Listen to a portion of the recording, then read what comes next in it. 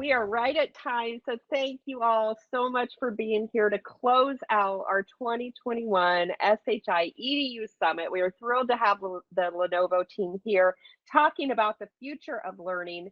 So I am Katrina Adkins with SHI, and it has just been an awesome last 2 days, packed with so much information, so many amazing educators and industry experts, and I'm so thankful we get to close out today with our experts from Lenovo. So Lenovo is going to be discussing emerging education trends resulting from the challenges of this past year. We are going to get to hear about current and future products and solutions designed to empower, inspire, and accelerate learning.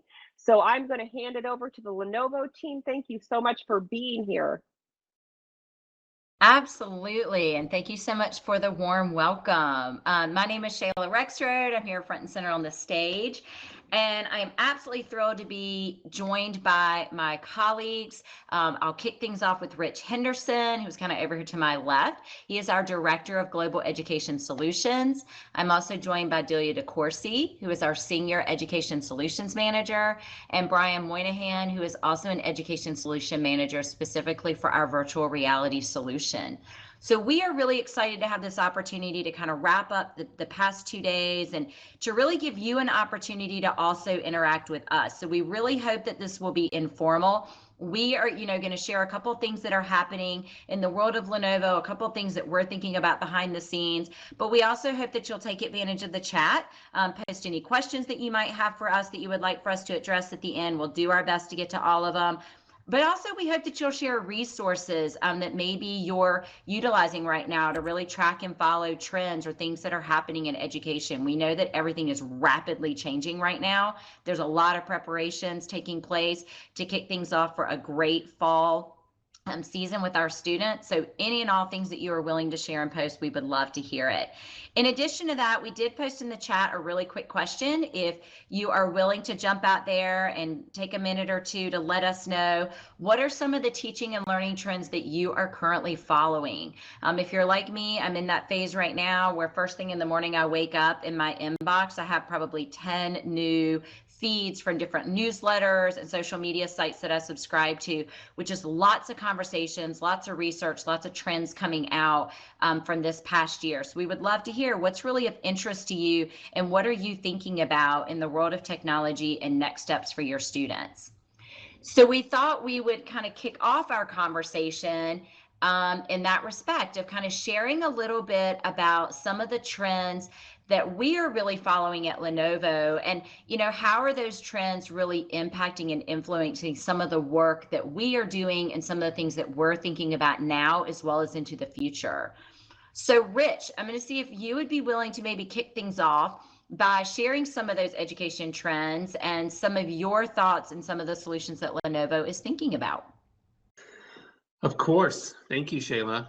And hi, everybody. I'm Rich Henderson. I'm the Director of Global Education Solutions for Lenovo. And I'm so grateful to be here with you all, at the time that, at least in the US, the pandemic is lifting.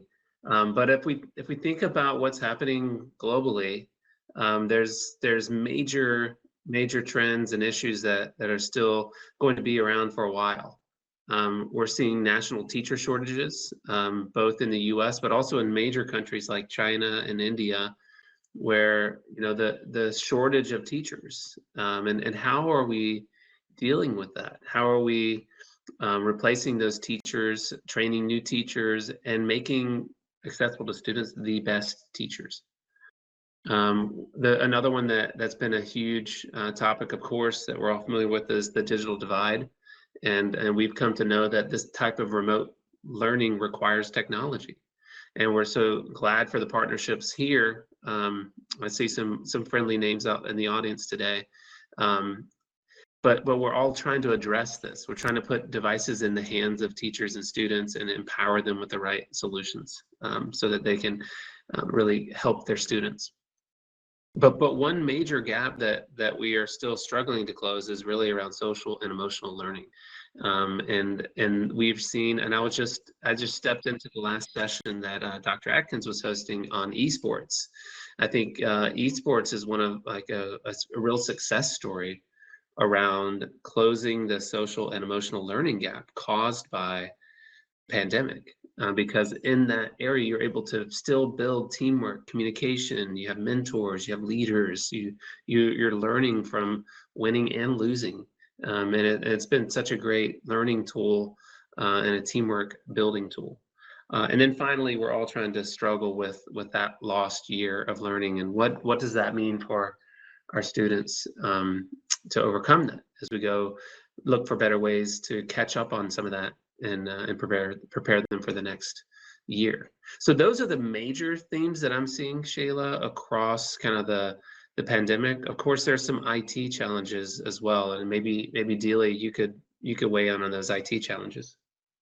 Yeah, sure. Well, so just to comment a little bit though on the 4 challenges that you were just discussing, I think what's interesting about them is that all of those challenges, with the exception of the lost year, existed before the pandemic. So we were dealing with the digital divide and districts going one-to-one and providing devices for students to combat that, but then there's still being a Wi-Fi issue. And we were very much talking about social emotional learning and how we can help our students be more self-directed and improve their collaboration and communication skills. And of course, there's been a national teacher shortage going on for quite a while, and the pipeline has been looking smaller and smaller. But then with the pandemic, all of that was just so exacerbated, and then add on top of that the lost year. And so I think the pandemic really shone a spotlight on the digital divide, in particular, in a way that was really important. And so that led us to all, as a market, and then as an education field, to focus on how to very rapidly launch one-to-one programs if those weren't already launched in a district or a school, and the challenges of that, of which there were many, including, as is indicated on this slide, the outdated infrastructure question. So, I'm sure in the channel and at SHI, you were dealing with, just as we were at Lenovo, the absolutely massive demand for devices, and some of the supply chain issues that accompanied that. But then, on the customer side, once they had these devices, how to get them into the hands of students. I heard crazy stories from tech directors and CTOs about having parents pull up in their cars and having staff just hand Chromebooks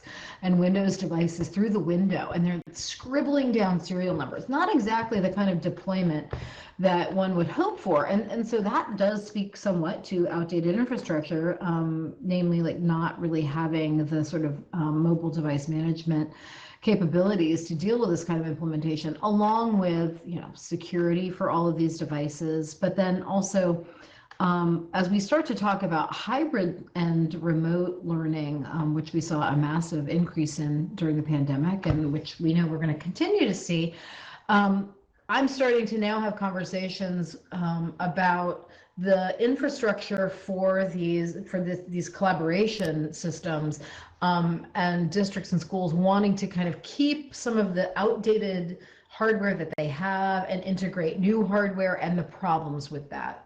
So those are some of the many challenges we're seeing on the hardware and software side when it comes to North America, in particular. But these are trends that we're seeing globally.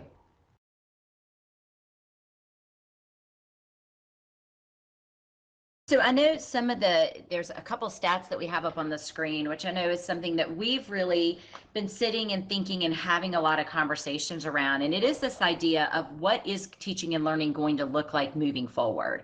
And we know that, 1 in 5 districts are, planning to adopt or have already adopted a virtual school of some sort, and looking to see like what population of students are going to be attracted to that. Is there that that opportunity to re-engage some families that were previously not there, but also looking that 1 in 10 have adopted or are planning to adopt a hybrid form of instruction. So a lot of what Delia just mentioned around this idea of changing the dynamic of the classroom, really thinking about how do you create those flexible learning spaces where you could have some students still choosing to learn from home a couple of days a week or full time, but they still want that social emotional connection with their teachers and students back in the classroom. So Delia, would you share a little bit more about kind of this concept of the modern classroom? And again, I'm going to kind of move to the next slide where there's a lot of different solutions that Lenovo is thinking about to create this really robust learning ecosystem. And I know one of the really big ones that you've been focused on and had a lot of time to talk to customers about is this idea of a modern classroom. Yeah, sure. Thanks for that intro. So, Shayla shared the statistics about what district leadership is planning when it comes to virtual and hybrid learning moving forward. And in response to that, Lenovo has one of our 3 pillars, solution pillars that we're focused on is the modern classroom, and under that sits our hybrid classroom solution. So I can go into some more detail about that. But as we think about the modern classroom, we're thinking not only about being able to teach in a hybrid mode, which doesn't just mean concurrent hybrid teaching, which is students learning from home and then simultaneously students learning in the classroom and joining those 2 learning landscapes. But we're hearing about other use cases for hybrid as well, where you've got, again, affected by the teacher shortage. You might have a class, a high-level class, let's take, for example, advanced physics that needs to be taught at 4 different high schools across the district, but you've only got 1 teacher qualified to teach that class. So you can use a hybrid classroom solution to connect those 4 classrooms to that 1 master teacher. But we're also hearing about great use cases. I like to call it the master teacher model, where you've got that really expert teacher who has maybe the best track record when it comes to teaching a course, and so they can deliver that teaching and learning experience across a district. And you can even have other teachers in the satellite classrooms who are supporting, but you can have that master teacher really doing that excellent instruction. So there are a lot of possibilities out there. We're seeing this at high ed too. It's referred to as high flex typically at the university level. But there are these shifts that are underway, and I think all of us are sort of waiting to see how expansive these changes will be and how much they will take hold. But at Lenovo, we're really adapting our solutions to make sure that we can support our customers as they innovate. And so that includes not only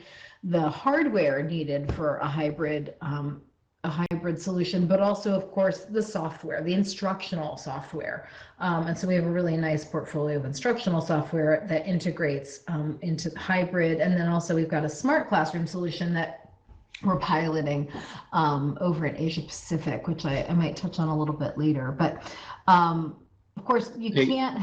Oh, sorry. What last thought? You can't. Yeah. I was just going to say the professional learning piece of it. We're talking all about hardware and software, but we can't underemphasize, or we can't emphasize enough the importance of providing professional learning to our customers as they're making all of these changes in their digital ecosystem. Sorry. Go ahead, Rich. Hey, so I was just thinking, last year when we were really struggling through this and trying to help customers in North America, I know you and Shayla both were really adamant that we think about this as like a continuity of learning. So we didn't want to develop a solution that was just for remote learning or just for in-class learning. We wanted to think of things that could be used in the classroom as well as remote, so that like teachers and schools could invest in one technology and learn how to use that technology, and they could use it whether they were in a classroom session or if they had to go remote. Could you talk a little bit more about that? And then what percentage of schools do you think will continue to have remote learning needs? Sure. In fact, I'm going to ask the audience to use their raise hand feature. So, how many of you in the audience are familiar with the term education continuity? See how many hands go up. Oh, we've got a few. Yeah, quite a few. I love that we can actually, in this virtual environment, see people's hands raised. So this is great. So when we're talking about education continuity, which became a really important concept during the pandemic, we're talking about students learning seamlessly regardless of their location. So, whether they're at home or they're at school or they're at a coffee shop, that we are providing them with not only the hardware to do that important learning, but also, the software that seamlessly integrates, and that a solution works just as well at home as it does at school, and that everybody's having the same experience. So that's a pretty tall order, but I think we're fortunate, and if one can be fortunate, that the pandemic happened when it did, because as some of my colleagues have pointed out, if this had happened 10 years ago, we did not have the technology or the innovation necessary to make that education continuity experience possible for teachers and students. So I think it is fortunate that we've had the advances that we do. But so when we thought about curating software for remote and hybrid learning, we were thinking a lot about that. And so when we selected instructional resources, like, we've got this Exploris digital curriculum, or Viative, which has great STEM lessons that Brian can speak to, because it's part of his VR solution as well. The thing that was just astonishing to me was like, wow, as a teacher, I can have my students who are at home or in other remote locations having the exact same experience that my students at school are having, all happening simultaneously. And because of platforms like Microsoft Teams, they can actually go into breakout rooms and then work together on a collaborative project. So it seems sort of like a no-brainer to us now, because these sorts of things have been available for a little while, but I sometimes sit and imagine what the pandemic experience would have been like for educators if we didn't have these innovations and this kind of technology. And I think we would have been, and even I think we wouldn't be talking about a lost year. It'd be much more catastrophic than that. And we do see, as a worldwide education team, that there are countries and whole geographies where the connectivity issues are even more significant, and that the learning loss is much more dramatic because they can't provide the continuity of education that we've had the good fortune to be able to provide in the United States. So I will pause there. Yes. No, I was just going to say, and I apologize there we go. And Delia, I know you're going to go into a little bit more detail later on about some of the solutions that Lenovo has actually put together to be able to support a lot of the concepts you just talked about. How are we really providing the mechanisms for districts to provide that education continuity? But before we jump there, Rich or Brian, would you also just quickly touch on these other two areas that we are spending a lot of time just better understanding and thinking about in regards to campus infrastructure, as well as STEM and workforce readiness? Well, okay, let me think if I can communicate this clearly. As we think about those major portfolios that intersect the changes of our classrooms and in our schools, Lenovo started to think, okay, what are these major changes? And we really coalesced around the modernization of the classroom itself, making that a great teaching and learning experience for today's modern classroom, that digital learning experience. And in a lot of cases, that might be more of a higher ed statement, but we're seeing that in K-12 as well, this desire to bring in remote experts, to extend out your master teacher to reach students that are remote. But the other areas around campus infrastructure are just as important. Making sure that you have a secure campus, making sure that you can manage your devices. And that will also turn into analytics and performance-based metrics and ROI around your investments. But the last thing is really around how do we prepare our students for the modern workforce, and how do we prepare students for STEM careers? And that's our focus on VR and esports. And I know, Brian, you've been doing some work on the at the higher ed and K-12 level here. Maybe you could talk a little bit about why STEM at this point in time, and why is that something for us to focus on? Sure. Yeah, thank you. When we're thinking about VR, one of the things that we're thinking about is having a complete solution for people, because oftentimes it's the first time that anyone's ever used virtual reality to teach with or to learn with. And so when we say complete, it brings in some of the themes that we were just talking about. So some of the things about like infrastructure, for instance, that mostly VR headsets are a solo experience for one person. You got one headset, and if you were an IT person who had to manage all those, or a teacher who had to manage all those, then it was sort of hard to do. So getting all the organizational aspects behind it to make it easy for the IT, make it easy for the teacher, that's sort of that sort of infrastructural level for VR that I think makes a difference, and that's been part of what we've been looking at.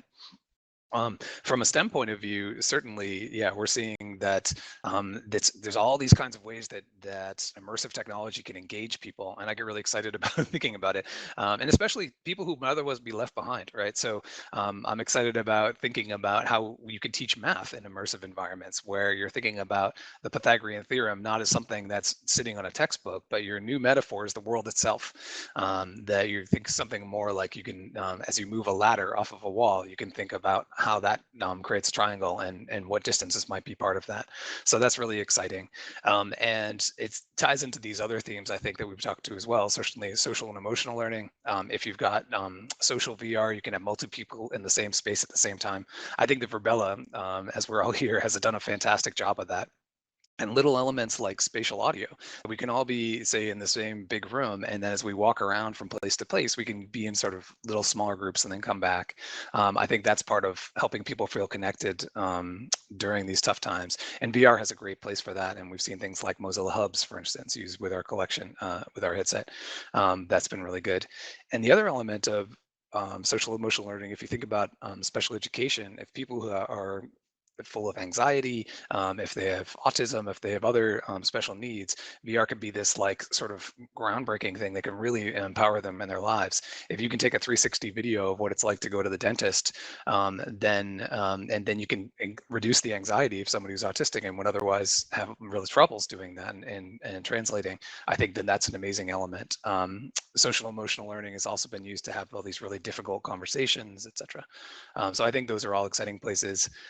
And then as we're talking too about the career stuff that we've been thinking, of course, we have in our solution something that helps out with people thinking, exploring their career paths. And then there's all kinds of things people can do to see what it's like. What's the day in the life of a scientist? What's the day in the life of an architect? And if you can get those things in VR, people can really experience them.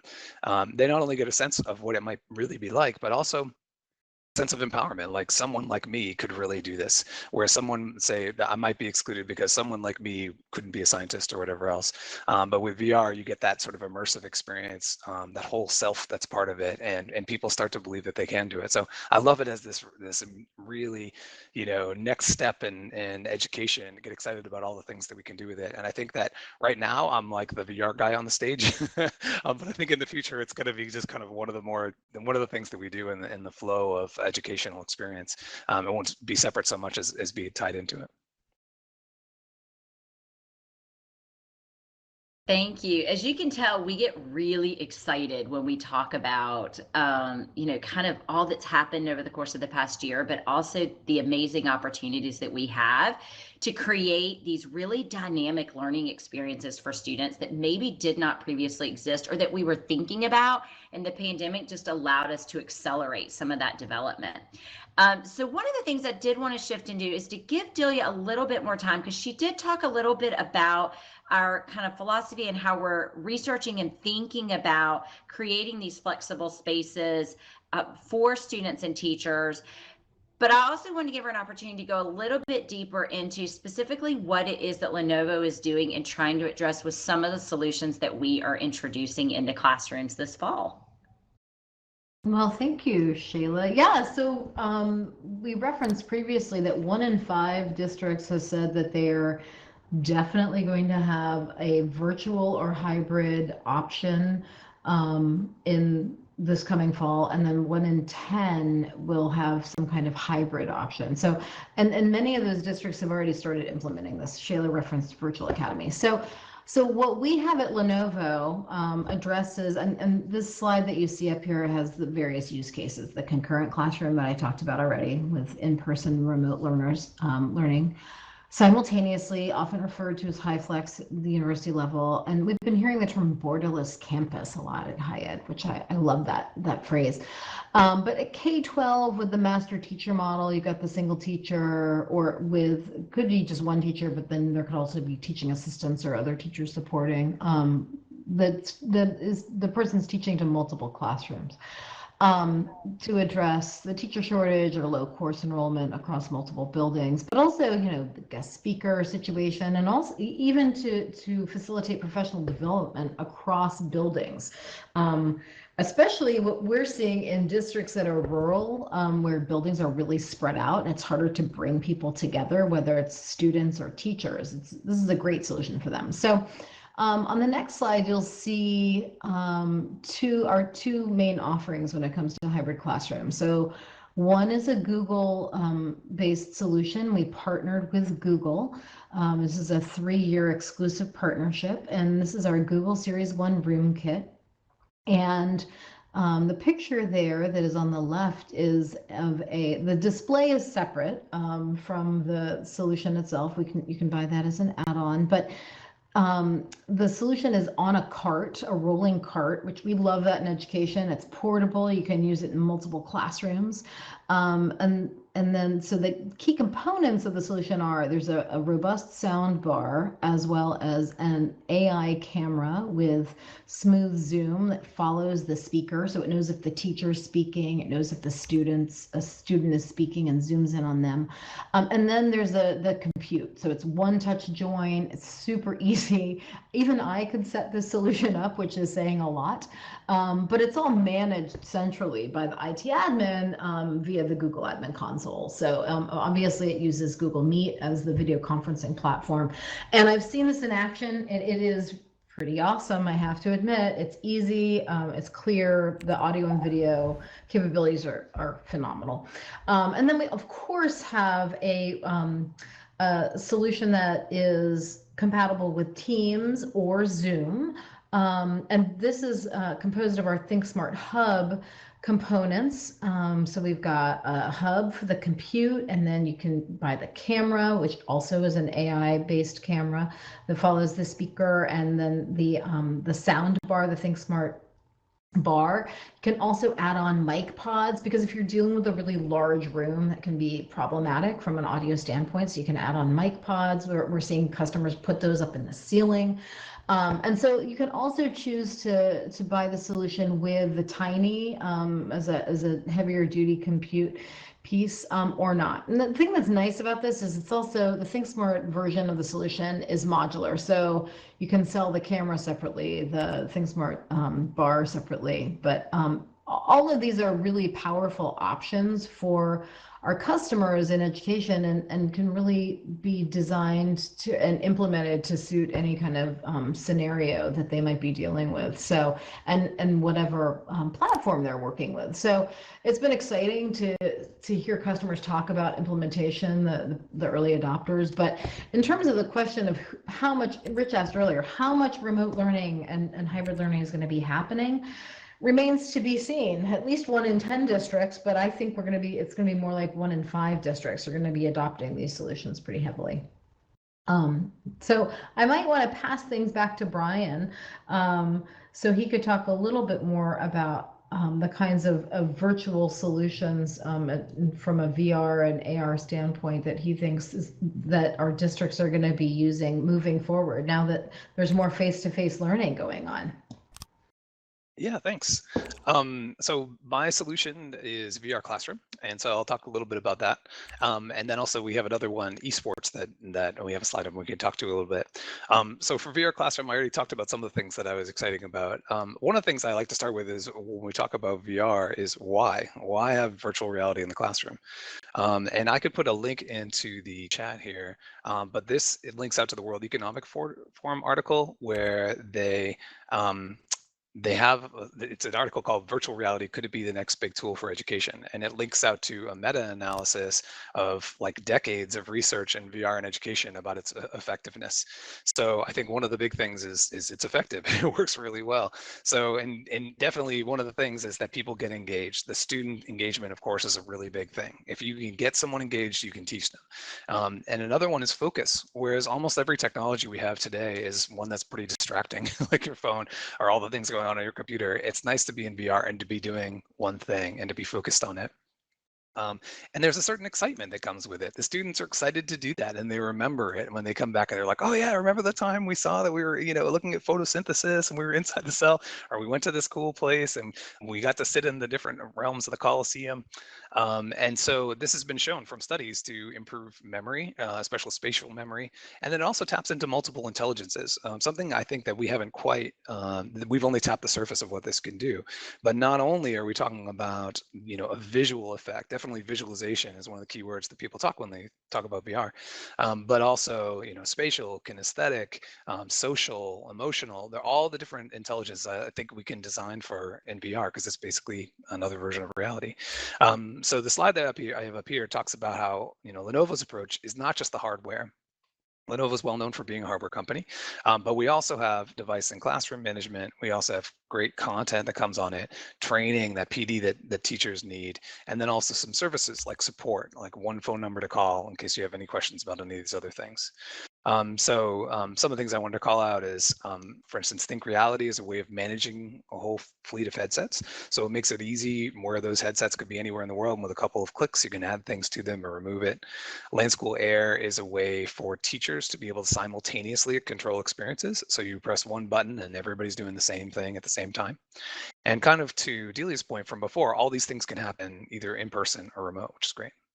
The content also is next level, I think. So Viative, for instance, is fantastic, and it's something that Delia had mentioned earlier, where you've got things that are curriculum maps that it's kind of plug and play for teachers to be able to say they're going to be teaching this module anyway. It meets national and state standards, and so you're going to want to be talking about certain topics anyway, and you can bring that in pretty easily into your curriculum. So, and also the idea of creating your own stuff, which is very exciting as well. So for all those reasons, I'm excited about VR Classroom. Do you want to take the esports? Yeah, I did just want to jump in and say, in the realm of VR, so I'm a former classroom teacher. I think once you've been in the classroom, your heart always kind of stays there. And I recently got a Lenovo VR headset, and it was shocking to see my 11-year-old girls walk in and they immediately picked it up, put it on their heads, and just started diving into the content. Like they had no air of caution to it. They knew exactly. And I asked them, I was like, "Oh, have you utilized this before?" They're like, "No, but we know what it is." They're like, "This is amazing." And they said, "Is this going to be in our class this year?" So it really has so many amazing opportunities to just engage learners in a very different way. That if you have not had an opportunity to kind of have a headset on and to try it out, it's an amazing experience. And it really has my head spinning of all the different implications and opportunities that it could bring to teaching and learning, and especially the social and emotional aspect of being able to provide opportunities to students that might not otherwise be there for them. So it's a pretty amazing solution. So Rich, I know you did, and Brian just alluded to it briefly, and you talked about it in the very beginning, this idea of esports. And I know for some who are not overly familiar with it, they think of it in the gaming aspect, but we are seeing more and more schools and districts really engaging in conversations around esports, but for lots of different reasons. They're really thinking about it from that social and emotional aspect, as well as the workforce readiness. So will you take just a couple minutes to kind of touch on what we're doing in the realm of esports and some of the things that we see coming down the line in regards to its implications for teaching and learning? Yeah, sure. Hey, so I guess the key thing I want to say here, and I know a lot of you probably were in this last session on esports, so I don't want to go back through it too heavily, but I think that the things that we're exploring in esports are more around how do we use it as a way to build skills. And so I was really inspired a couple of years ago working with Miami-Dade schools down in Florida. And they actually were running an esports program as an elective unit that students were getting credit for. And the students were running the esports business for the school. They had curriculum that they were working on. They were running the business aspects of it. They had people who were doing the art. They had people who were doing the communications and so forth. And then they had the professional players. It was like a microcosm of what a professional sports team might look like. And so, of course, you know, as Lenovo, we provide the devices for playing any sports, but what we've done is started consulting with schools on what that really looks like to create a scholastic esports program. And of course, it's devices, but there's coaching, there's mentoring, there's workshops that we've developed to help teach people how to do the streaming piece and set up the AV streaming side of it. So there's a lot more that we can talk about there, but ultimately it's about empowering these interests in whatever sport these students are doing, wrapping around it the curricular and scholastic aspects.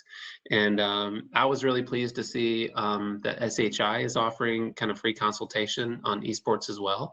So you guys should definitely, you know, take them up on that, and we'd love to work with you to create, you know, whatever esports program you want to do at your school, whether it's a club or it's a competitive gaming, you're going to be playing against other schools in your district or across the country. So I think there's no limit to kind of some of the cool stuff we can achieve together in esports. Awesome. Thank you. Again, if there are any questions about anything that we've shared, please feel free to utilize the chat to post those. But what we did want to do for the last couple of minutes is we kind of wanted to geek out with you a little bit. One of the things that we get asked a lot of times as employees of Lenovo, I even get asked by my own relatives, what's happening behind the scenes? What do you guys talk about on a daily basis? What are you thinking about in regards to future iterations? Where do you see education going in regards to technology and how it might support some of the trends that we're seeing? So I'm going to open it up to Rich, Delia, or Brian. I will go ahead and warn the audience, this is something that we get really excited about. We have these conversations regularly together. We're always sending each other videos and links to articles about things that we're watching. So if any of the three of you want to jump in and just maybe share what it is that you love to geek out about, but we would also love to hear from the audience. Are there things that you are just really excited about or things that you're following? We would love to hear about that in the chat. Okay, I'm gonna go first. So I've been working on this NeurApps interface link that can map like actual experiences that you're having in real life and take it and create this memory that's a VR memory.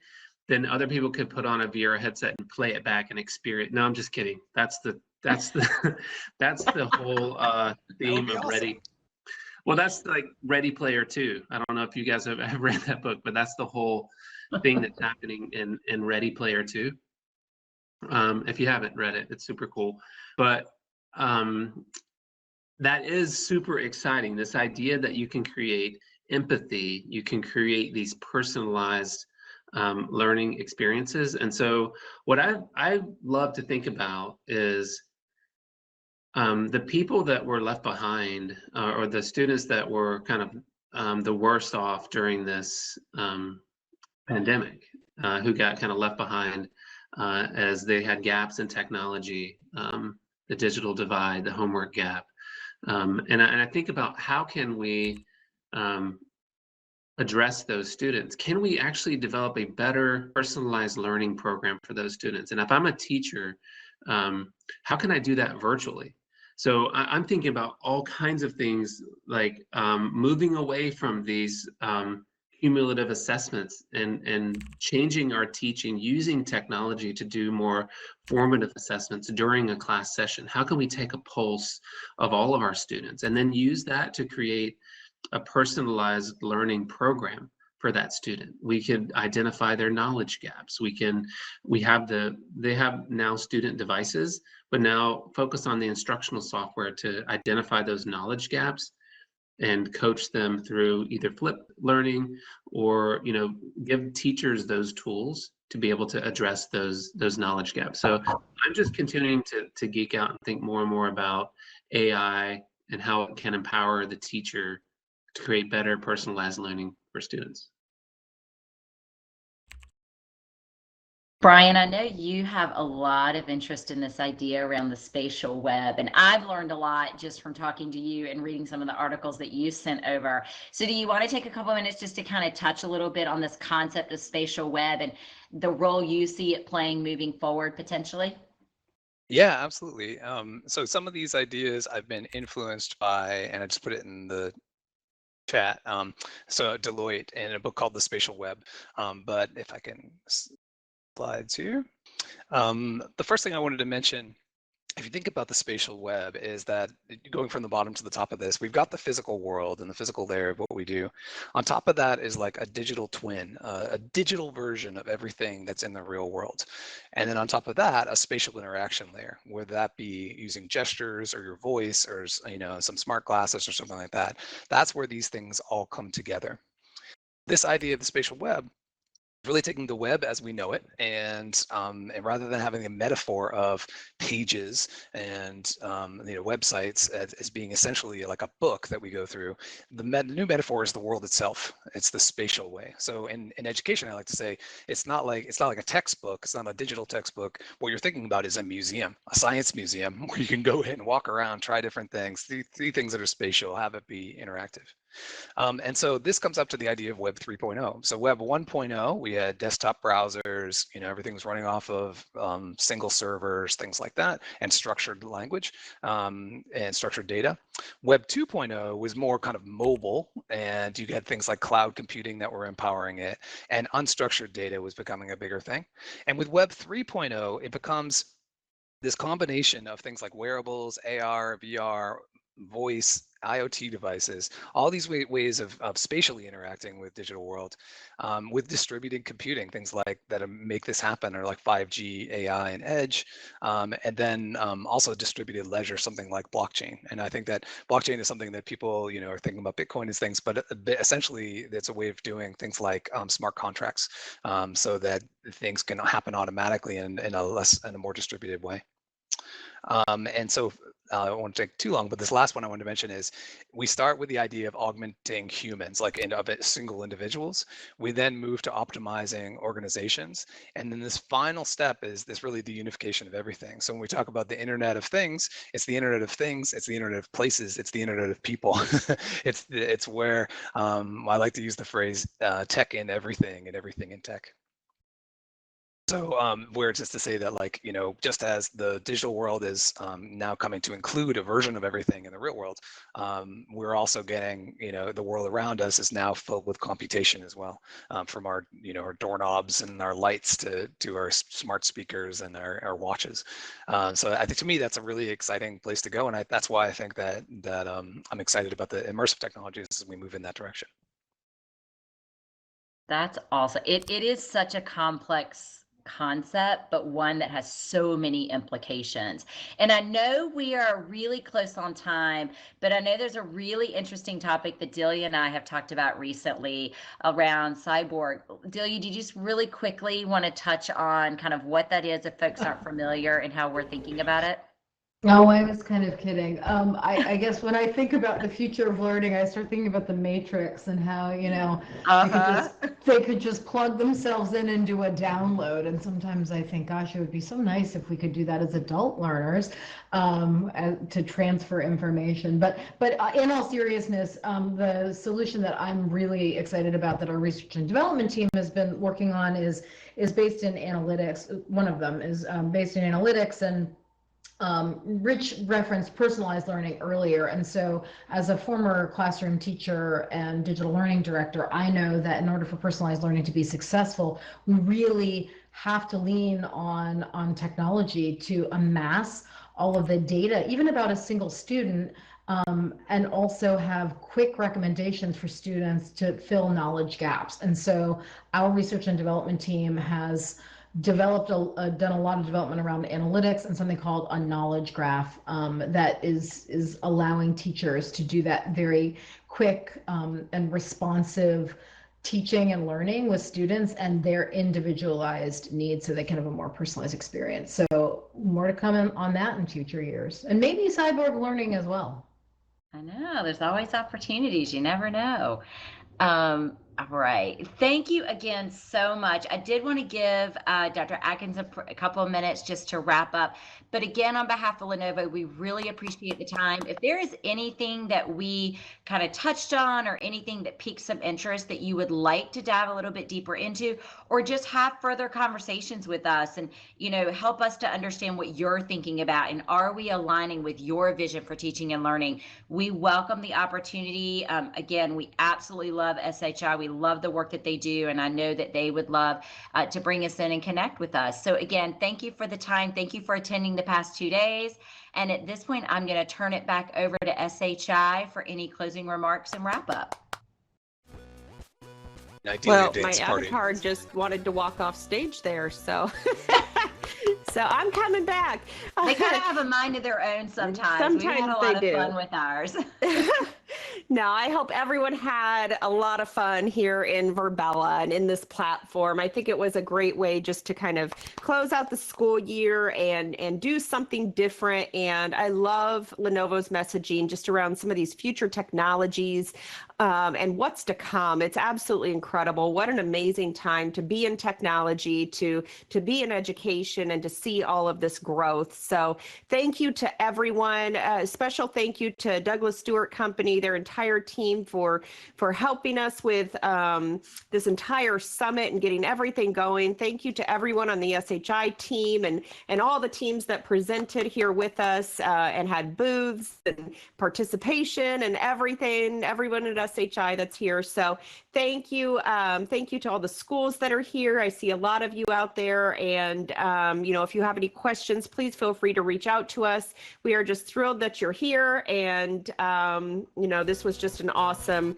last 2 days. So thank you again. And I got to do a quick backflip here to end our time. And if you want to stand up and dance, feel free. Our dance this party. was just, yes, an awesome 2 days. So thank you, everyone. We hope to see you back here again next year.